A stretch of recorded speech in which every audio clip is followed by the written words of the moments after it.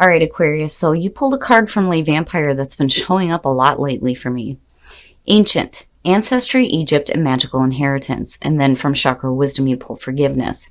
Now, Ancient. The reason why this card has significance for me is because my husband and I are just recently talking about doing a video here on the channel where we're going to be partnering up with National Geographic's next gen DNA testing and getting really deep into, our genetic history. And what we love about the National Geographic one is they go a little bit deeper than what you would see in like 23andMe and Ancestry DNA. This has the potential here to show us like real deep ancestral roots.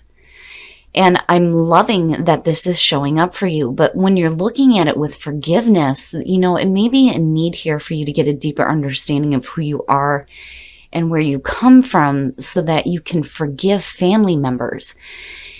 Ancient is talking about the family connection and getting a greater knowledge of yourself and how you connect with family members. And again, with forgiveness, it's one of those situations where the quote for this card talks about, you don't truly forgive other people, you forgive yourselves for having judged them.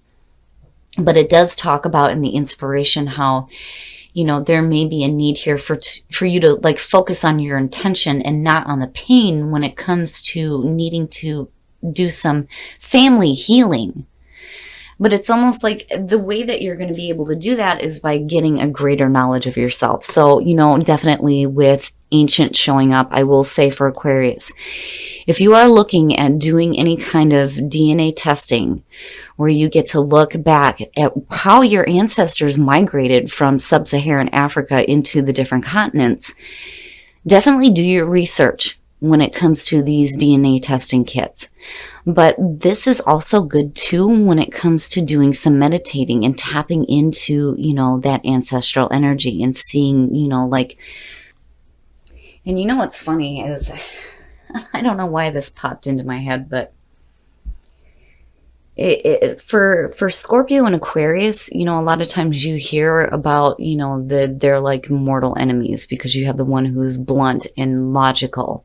And then you have the other one who's deep and intense when it comes to emotions. It's like polar opposites. But for some reason for me, and I think it's because Aquarius is my south node, where, I seem to have a better connection there. But it's just, it blows me away that, you guys are the ones to pull Ancient. And with everything that we've been talking about lately, it's amazing. And it's one of my favorite cards. So definitely, if you're considering that, do your research and find out. All right, Aquarius.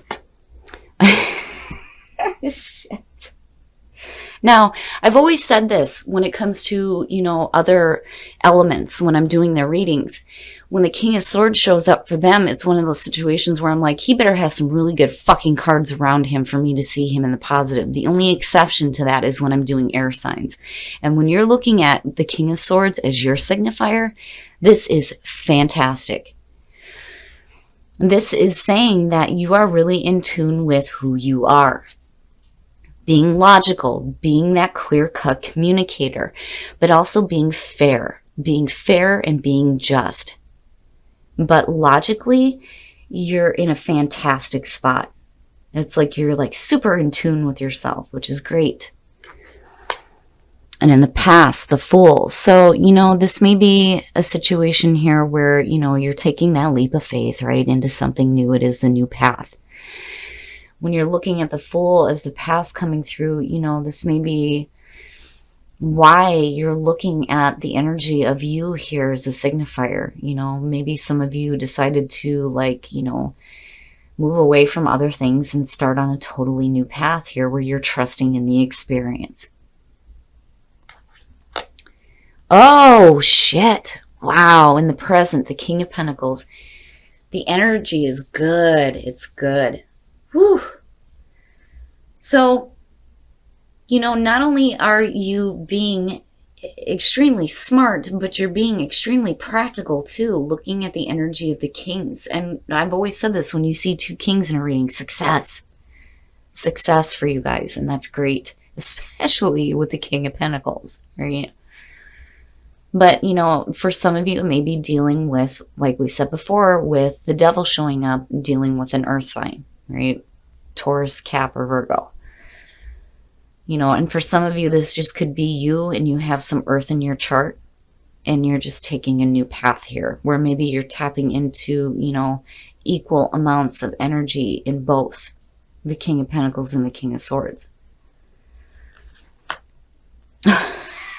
Shit. And apparently there's some fire in there too. Shit. The Knight of Wands. Here's the thing. When you're looking at this in terms of you, right? You're perfect. You are perfect. Your focus is exactly where it needs to be. You are in tune with yourself. You know what you want. You're clear cut and you're able to make good, decisive decisions that are practical on top of that. But you also have this feeling of passion.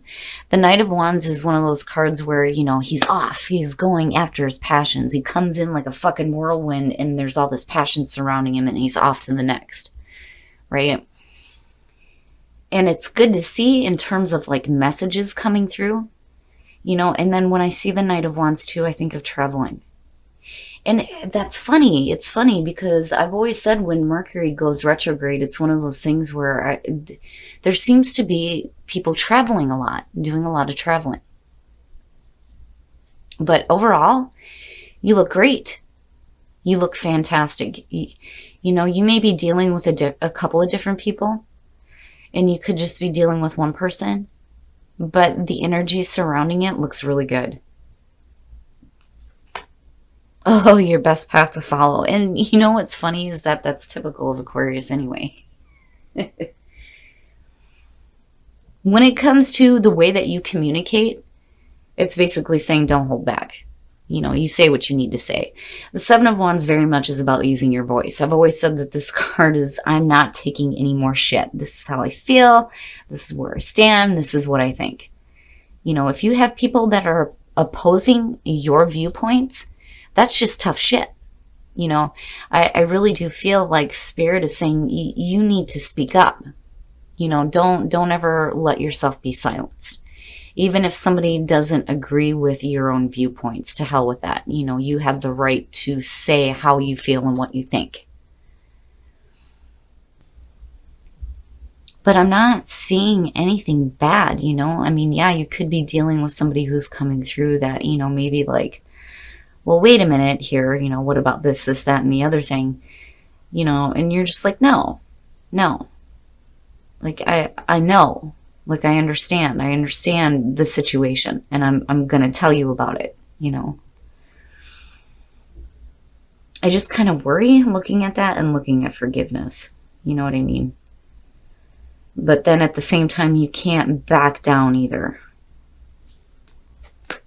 Oh, in your environment. Okay, here's the thing. If you are dealing with another person, and again, you know, when you're looking at the devil, you know, it could be a situation here where you may be dealing with, you know, again, an earth sign. You know, that may be coming through with a lot of passion, but I think you need to stay true to who you are, right? And make sure that they understand, look, this is me, right? When you're looking at the Two of Cups in your environment, you know, for me, this is more so about, you know, the bonding relationship. It's a really good relationship. But for me, you know, it does have the feeling of like love.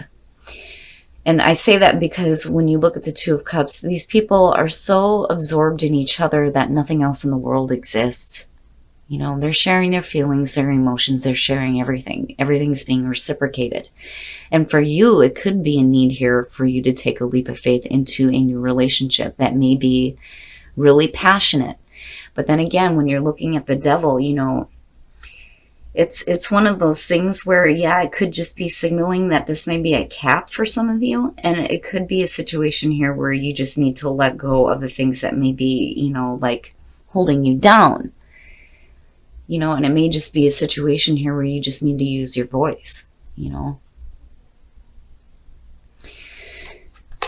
Oh, your hopes and your fears. The Nine of Swords. Ew. Aquarius. When you're looking at, you know, first of all, when you're looking at your hopes and your fears, this has the potential to manifest. Okay, it doesn't necessarily mean that it's going to manifest. It manifests based on how much focus you put on it. And when you're looking at the Nine of Swords, this is feelings of regret, mental anguish and suffering, and bad thinking, bad negative thinking. It's all the mental shit that you do to yourself. You know, and maybe that's what you need to release yourself from. Bad thinking. Especially when it comes to, you know, a relationship. You know, it's almost like, you know, the Fool is there, but it's almost like, are you really, you know, fully taking that leap, right? Or are you like hesitant about it? You know, and looking at, you know, what's happening though, it's like, looking at the Seven of Wands, and then, you know, it's funny because the Page of Cups flipping the way it did, you know, this could just be, you know, you needing to voice the way that you feel, which is definitely, you know, something that is not typical for Aquarius, right? It's not that, you know, you're like purposely hiding emotions or anything like that. It's just, if you're having difficult thoughts surrounding a relationship, it's like time to speak up about it, I think. And, you know, that may help like alleviate what is going on mentally.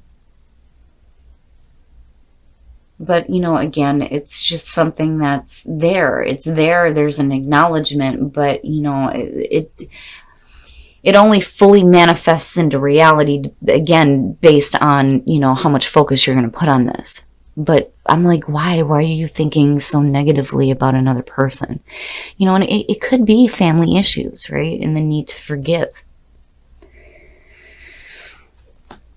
Oh, and then the outcome, the Seven of Swords. Ew, man, the Seven of Wands and the Seven of Swords, when you're talking about using your voice, it's like you don't. The Seven of Swords too is one of those cards where, you know, I don't, in this deck, I don't see it as like sneaky, deceptive shit. You know, I just think it's, you know, not really speaking. And then the other thing too is, you know, if you let your thoughts get the best of you when it comes to, you know, relationships and like maybe needing to repair them, right? It's almost like you get to a point here where you don't. It's like you don't. And maybe you do. Maybe you do need to start speaking up, especially if, you know, and then the other thing that I'm hearing is like somebody interfering in a relationship, which could be causing like some mental distress where, you know, maybe you're not wanting to speak up because you're not wanting to like cause problems. It's almost like, because, you know, when you're looking at the relationship, right, and again, if you're dealing with, you know, an earth sign, it's like, I kind of feel like you're trusting in the relationship, but then at the same time, I feel like there's an external, like, source that, because looking at the two of them, and then looking at this, it's like if you have somebody coming through that is like running amok within a relationship, mentally you're in a spot where it's like affecting you. But are you going to speak up about it, or are you going to be silent about it? And I do feel like that for some of you, you know, this whole situation is saying that when you're looking at it here, you need to speak up. You know, you got to speak up. You know, I'm not seeing anything like horribly wrong within the relationship, you know, but it's just that I think you have, I think you have somebody that's like running amok within the relationship, and you're like, ugh, you know, and it's mentally just driving you nuts, and you want to say something about it, but you eventually don't. You know, and Spirit is trying to tell you, fuck that, say what you need to say, right?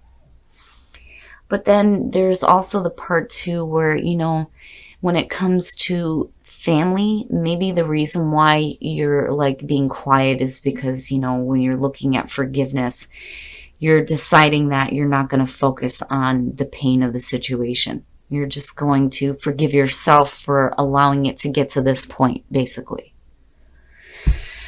All right, we're going to take a look at the soul trees to see what else is going on for you guys. But I think that the full looking at you in the middle and in the relationship, and then seeing the King of Pentacles, you know, and again, with it being a general reading, this could be male or female. The reason why the King of Swords is showing up for your signifier is because for me, I see that as Aquarius. It doesn't matter whether it's male or female. To me, it's just saying you very much know how you think and how you feel about this situation. I think that you have faith and trust within the relationship. It's just that there may be, you know, an outside meddling source is what I feel like just looking at these two. But I do think that you need to be true to who you are and screw all that. Say what you need to say, right? But, you know, do it in a way where, you know, it doesn't affect the relationship. And compassion. Here's the thing, when it comes to, oh man, the Nine of Swords and tranquility, definitely, you know, that's what you're needing. You're needing some tranquility. The possibilities are endless when it comes to dealing with the situation. But the best way, I think, for a lot of you to do this is to have compassion. And here's the thing with compassion. When you're looking at this card, it's asking you to have compassion for other people, even though you may not understand why they're acting the way that they choose to. Calling in your soulmate, your prayers and affirmations and visualizations help bring you together, and then release your ex. Wow, the time has come to clear your energy. Whew. Man. So, oh, there's a couple different things. Now, when you're looking at, for those of you who are happy within a relationship, you need to let go of that energy. Calling in your soulmate, it's like calling in that energy within the relationship, right? And like deepening the bond. You know what I mean? It's like calling them in to help you do some healing, right? Like making a stronger connection within the relationship. But that is only when you clear out that energy. Now, on the other hand, you know, this could have to do with, and I kind of get the feeling here that this has to do with your partner. And it may be a situation where they need to release their ex too. You know what I'm saying? But when I see calling in your soulmate, when I ask that question, and when I ask the question for what are the messages for couples, and I see this card, you're calling in your partner to act as if they are your soulmate and start helping you learn and heal through difficult situations. But, you know, forgiveness, there needs to be forgiveness and some compassion from Aquarius. And I think that that's what will help bring some tranquility to the mental crap that may be going on. And again, you know, it may be a meddling outside source, and it may be an ex situation. Now, you know, for those of you who are single, you know, this may just have to do with family relationships, you know, and if you're meeting somebody new, just make sure you take the time to get to know them. But I also feel like that's a part of, you know, those who are in relationships too, right? Getting to know your soulmate.